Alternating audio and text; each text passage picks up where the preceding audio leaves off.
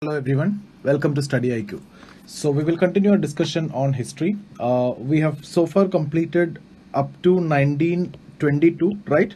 So in the previous session we were actually dealing with this particular area, that is 1905 to 1921. So we have completed this, and before that we have dealt with 1885 from the formation of Congress to 1905 till partition of Bengal. I've told you from 1885 it is Indian national movement because Congress was started, okay, and then nationalism is emerging. So all those things we have discussed. So this period is actually known as Indian national movement. And if you see freedom struggle, that is from 1857 onwards, because the first attempt to get freedom is from 1857. And when we talk about modern India, we are studying that from 1757 Battle of Plassey. So these are classifications. So we have started from 1757 Battle of Plassey and we have reached up to 1922. So what all things we have covered here during this session? We have started off with partition of Bengal, then we have discussed about Swadeshi movement, we have discussed about Surat split, we have discussed about Indian Council Act 1909, and then in 1914 Tilak was released, and then we have discussed about reunification of Congress, and then we have discussed about Lucknow Pact, okay, and then we have discussed about World War I and militant nationalism during World War I. We have discussed about Home Rule League, we have discussed about Khadar Party, and then we have seen Gandhi's experiments in South Africa, or Gandhi's experiences in South Africa. And when Gandhi came to India, we have seen arrival of Gandhi in India, and we have discussed about three important incidences: the Champaran Satyagraha, the Kheda Satyagraha, and the Ahmedabad mill strike. And we have seen all those things in detail.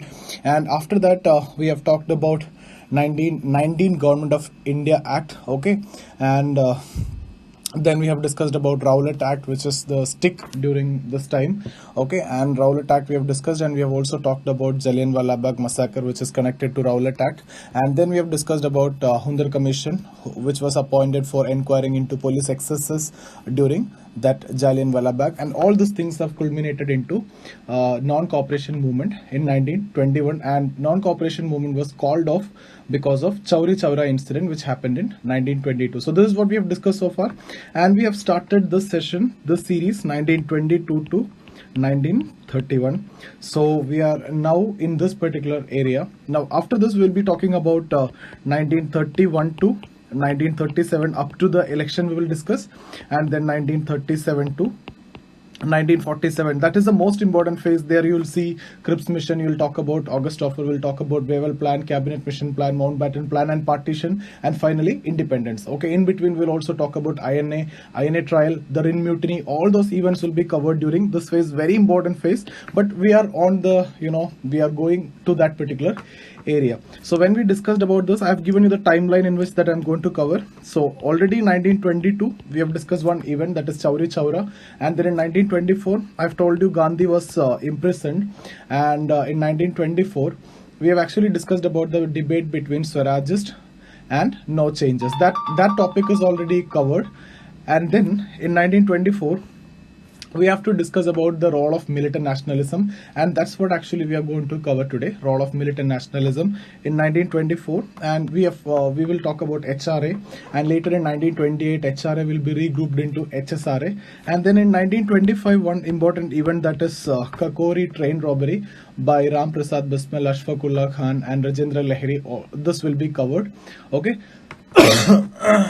Then in 1928 we will be talking about Simon Commission, which was a 7-member committee which came from England for further devolution of power, discussion related to devolution of power. But the problem was there was no Indians who were part of it, and Congress actually rejected or boycotted Simon Commission, and there was anti-Simon Commission protest, and Lala Lajpat Rai was died in during that protest, in the Lathi charge. So we will be talking about that. So Simon Commission came, Congress rejected, so British government come up with a proposal that you can come up with a formula for devolution of power, but it has to be acceptable to all the sections. The sections include Muslim League, it has to be acceptable to Muslim League, Hindu Mahasabha, and also princely states. And Congress accepted this challenge, and Congress formed a committee with Motilal Nehru, okay, and then Motilal Nehru come up with Nehru report. In between, Muslim League also come up with some proposals, Jinnah's proposals, which is known as Delhi proposals. We will be discussing about that in detail in the coming session. Hindu Mahasabha also proposed certain demands. So we'll also see the demands of Hindu Mahasabha during these phase, and ultimately the Muslim League's proposal, that is the Delhi proposal, was not accommodated in the Nehru report, and that led to rejection of Nehru report by the British government, because they have highlighted that it was not acceptable to all the sections, because the idea that they have when they have talked about devolution of power, when they have challenged a Congress, what they have said is it has to be acceptable to all. But when Muslim League was against it, they have claimed that it is not acceptable to certain section of Indians, and they have rejected Nehru report. And then after that, we will be talking about Gandhi's 11 demands, 11 points we have to discuss, and then that led to civil disobedience movement, Dandi March.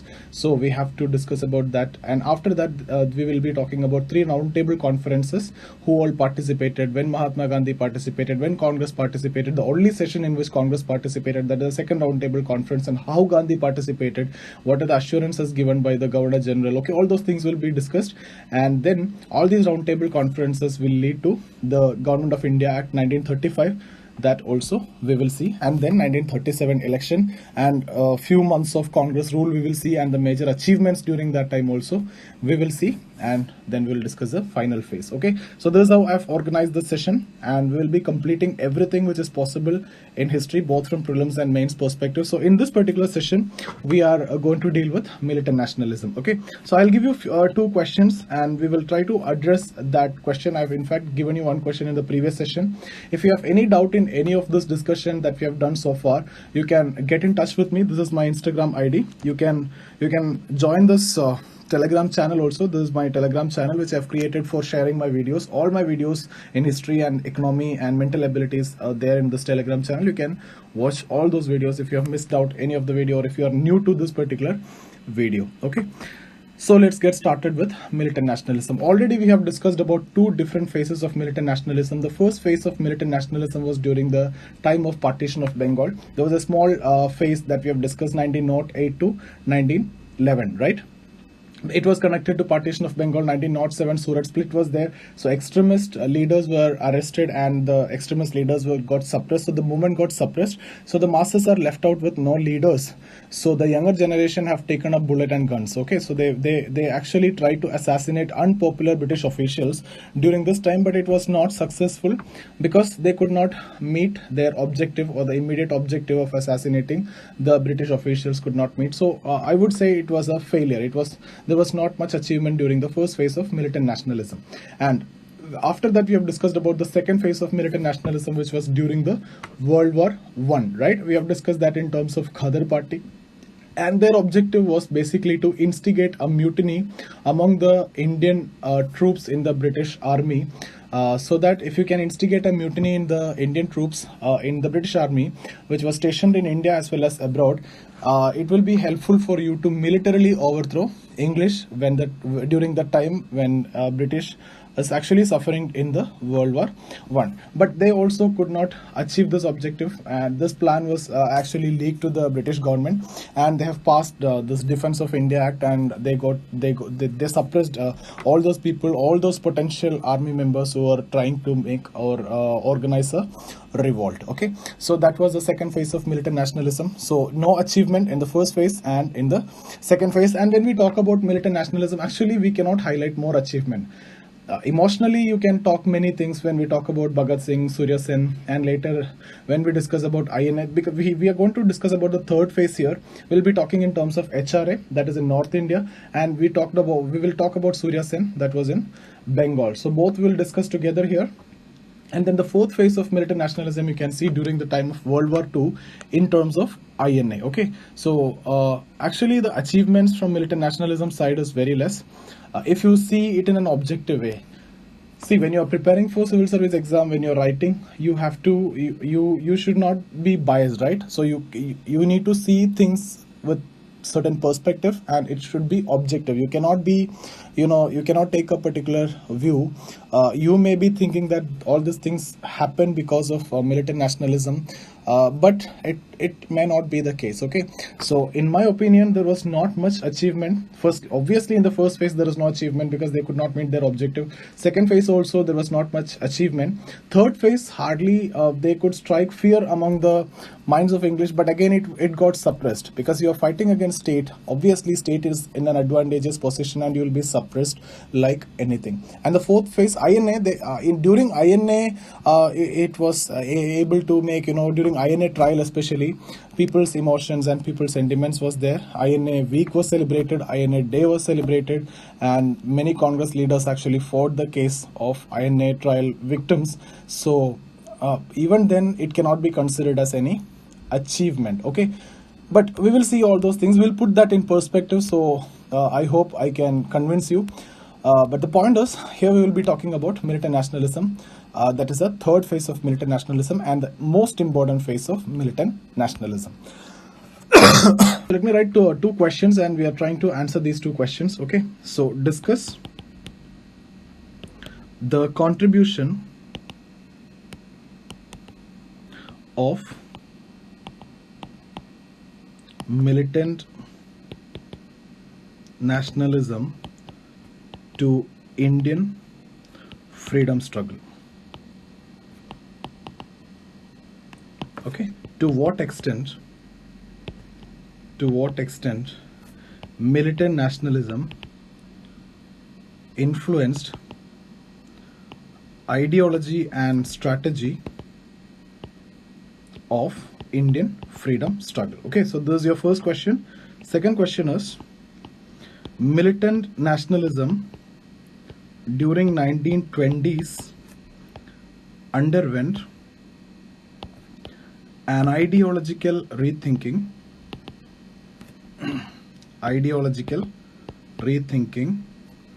and this was reflected in the ideas of Bhagat Singh. Discuss. Okay, so this question is rather more important when I'm going to discuss this particular phase. So here I'm talking about militant nationalism during 1920s. That's what we are going to discuss. During 1908 to 1911, first phase we have covered. During the time of World War I also we have covered. So here we are going to talk about the third phase in 1920s. Now compared to the first and second phase, is there any difference in the militant nationalism here? Yes, there is a difference. There is an ideological rethinking. What is that ideological rethinking is what we are trying to understand here. Till now it's all about achieving political freedom. It's all about throwing away British or sending them militarily overthrow British. All these were your objective. That is your target. Okay, so militarily overthrow the British and to get the political freedom. Okay, here during this phase there is an ideological rethinking. We are going to see that because it is actually influenced by Russian Revolution. So I'm going to explain that in short time. Okay, here during 1920s, when we talk about militant nationalism, we will be discussing again in two phases here. That is militant nationalism in HRA, Hindustan Republic Association, and which was in North India, and militant nationalism in Bengal. So here we will be discussing about Chittagong, Armoury Raid, etc. So that is more important. So we will be discussing about these two in two different areas. Okay, so first we will cover this HRA or in North militant nationalism in North India. So in 1924, who started this? Sachin Sanyal started Hindustan Republican Association, HRA, because of dissatisfaction with Congress. Okay, so dissatisfaction with Congress and their methods and their leadership. Actually, these people were unhappy with, I've already told you, they were unhappy with calling off of the non-cooperation movement. And if you remember, I've told you Nehru and Subhash Chandra Bose openly criticized Gandhi by calling this as a Himalayan blunder, and it's almost like snatching defeat from the jaws of victory, right? So many people within Congress were actually against calling off of non-cooperation movement. So that led to dissatisfaction among many people. So that is one of the reason why establishment of this HRA, okay, by Sachin Sen. And what is the aim? Aim was basically to perform some individual heroic activities, and with that you can overthrow British. Okay, so aim is to perform individual heroic actions, and the objective is basically to overthrow the British through the use of force. And it was actually mentioned in the journal Revolutionary. Okay, so that's their objective. Now, one most important incident that we need to discuss is actually in 1925, that is Kakori train robbery. So Kakori train robbery by Ram Prasad Bismil, Ashfaqullah Khan and Rajendra Lahiri. Okay, Ram Prasad Bismil, Ashfaqullah Khan and Rajendra Lahiri. Okay, actually this Kakori train robbery has turned out to be a major setback for the militant nationalists, and all of these people were actually hanged, and that led to a major setback of these militant nationalists, and they're forced to change their strategy after this. Okay, so they all hanged and changed their strategy. Okay, now 3 years later, during 1927-28, HRA was actually regrouped into HSRA. It was actually, S is actually socialism. Okay, so now you can see an ideological rethinking. The question which I've asked you related to ideological rethinking, that is related to this socialism, and it is actually due to the influence of Russian Revolution. So Russian Revolution. Here, through this organization, actually now Bhagat Singh and all these people are arguing for economic equality. See, merely overthrowing of the British may lead to political freedom, and that's what exactly you are talking about. Till now, you are trying to overthrow British, and through that you will only achieve political freedom. Even the Congress is also looking for political freedom, but now this organization is looking for economic equality, and that can come into existence only if all the forms of exploitation of man by man have to be overthrown. If there is any kind of exploitation, for example, zamindars, so zamindars has to be removed. That means a large scale land reform is actually required. Abolition of zamindars is considered very important. So economic equality is also one of the demand, and that's what I've told you about the ideological rethinking. So it's not only about political freedom. If you need to achieve true freedom, social freedom, political freedom and economic freedom is required. Okay,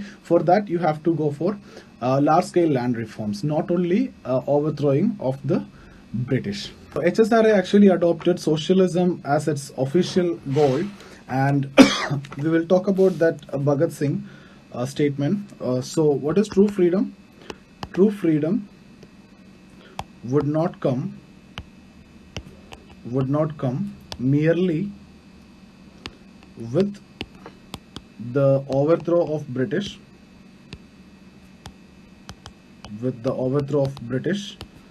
rather it would come when the exploitation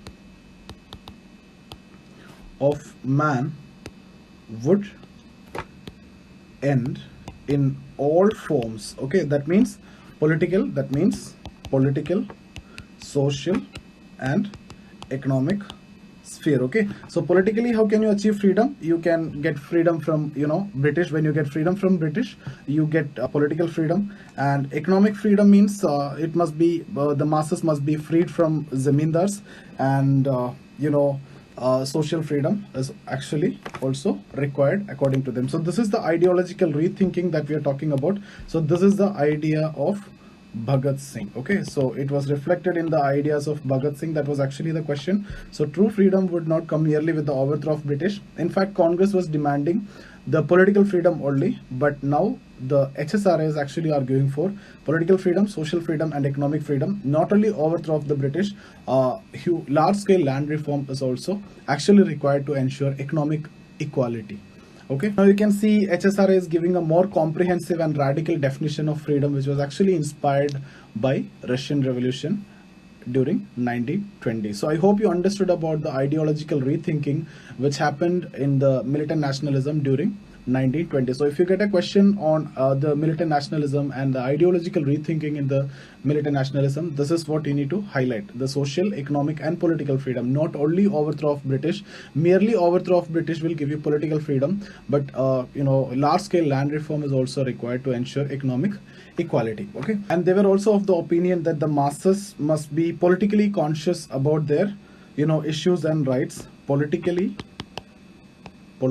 conscious about their rights and issues. Okay, and they must enter in the free.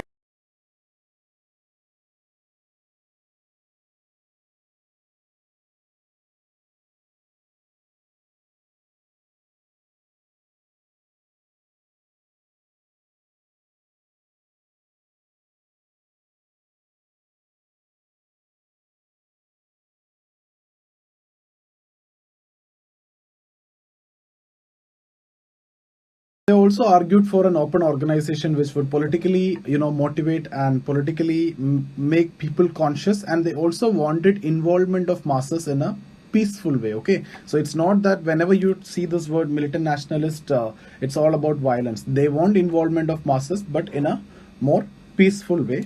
So in 1926, Bhagat Singh formed Punjab Navjeevan Bharat Sabha.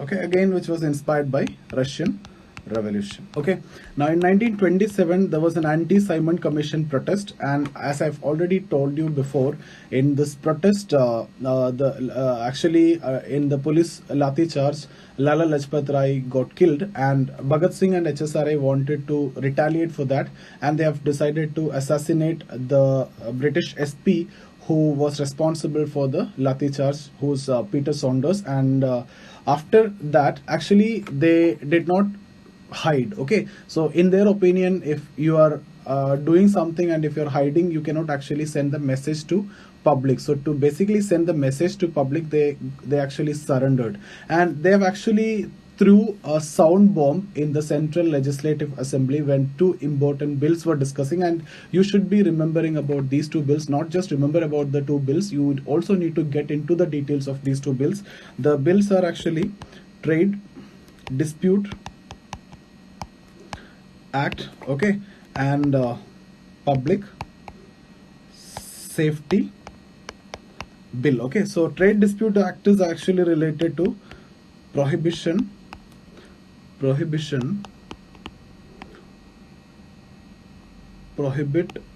organization or strike in industries. Okay, so that is what Trade Dispute Act prohibit organization or strike in industries. And Public Safety Bill aimed to putting restrictions on assembly of people, like 144. Okay, so the Trade Dispute Act don't actually to prevent or prohibit organization or strike in industries, and second one was related to putting restriction on assembly of masses, assembly of people. So during this time, they threw sound bomb. It was a sound bomb, so basically to make the deaf heard and not to kill anyone. So to make the deaf hear. Okay, so they threw a sound bomb, and they were caught, and later they were hanged. Next is militant nationalism in Bengal. Okay, so we can just discuss about 2-3 personalities. Main important people are like Surya Sen. Surya Sen, who was a school headmaster in Chittagong. Then Kalpana Dutt, the chief corp planner along with Surya Sen. Then Beena Das, the short DM, district magistrate of Bengal. And then Preeti Lata Vadedar and Suniti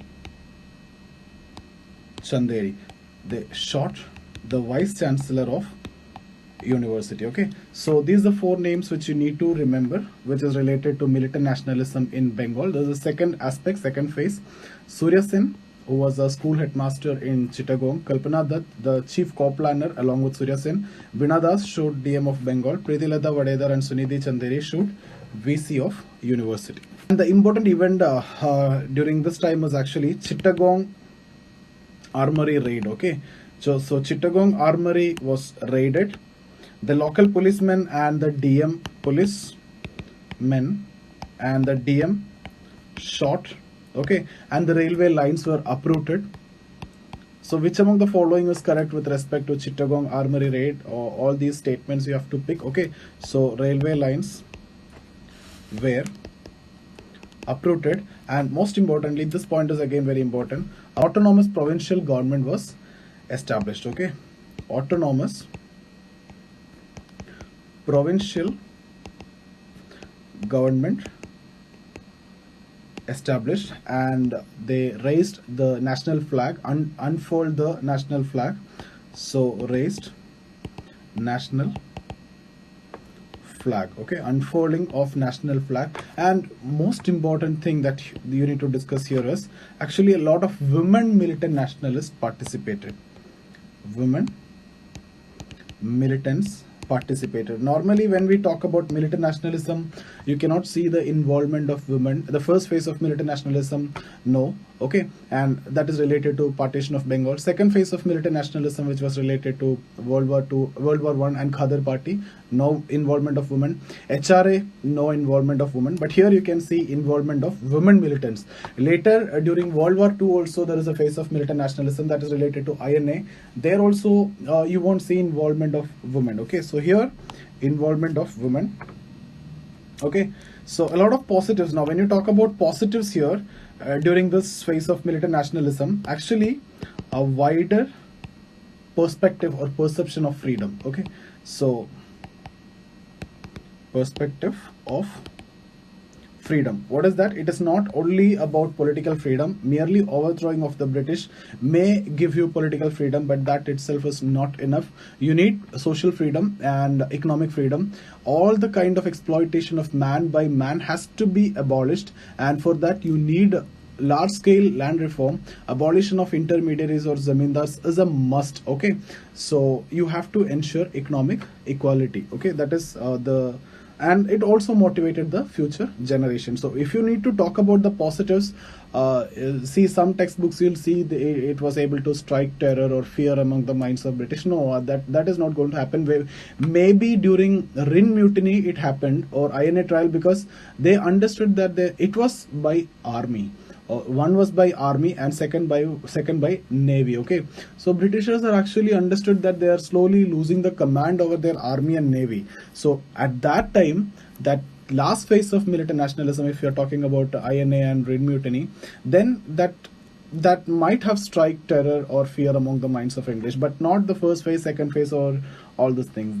They can easily suppress all these militant nationalists. Okay, but you have to see it in a positive way, and the positive is what we have discussed here. Bhagat Singh thought that ideological rethinking, which is very important, not only political freedom, it was actually inspired by Russian Revolution. So that is important. Okay, but otherwise again it's up to you how much you read, how you interpret, all matters. But when you're writing UPSC exam, you should not be emotional. You have to put the facts properly in an objective way without being you don't want to be an upper caste or a lower caste. You don't want to be a male or a female. You don't want to be a North Indian or South Indian. Okay, so you don't want to be a rich or a poor. You don't want to be a Hindu or a Muslim. So when you're writing, you have to write the facts with proper perspective. Okay, and for that you should have good knowledge, and that's what required. So we'll stop here. If you have any doubt, you can get in touch with me. This is my Instagram ID. You join this Telegram channel. You get all my videos over there. Okay, so see you guys. Thank you.